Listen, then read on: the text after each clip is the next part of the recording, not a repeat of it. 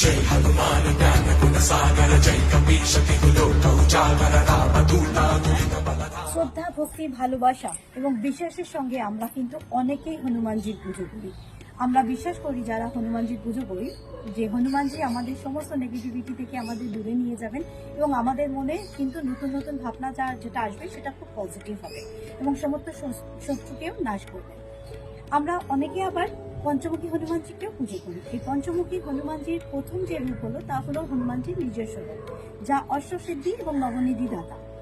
এই রূপের পুজো করলে কিন্তু আমরা আর্থিক দিক থেকে তো সাহায্য পাই এবং সব থেকে বড় কথা না, আমাদের মনে যত রকমের ভালো চিন্তা ভাবনা আছে যেটা আমরা উইশ করি হনুমানজি কিন্তু সেটা পুরো। দক্ষিণ দিকে আমরা দেখতে পাই নরসিংহ রূপ, যা কিনা আমাদের শত্রু বিনাশ করে, আমাদের যত রকমের সংকট আছে তা নাশ করে এবং আমাদের শারীরিক যত অসুস্থতা আছে তা থেকে আমাদের উদ্ধার করে আমাদের শরীরকে সুস্থ রাখে।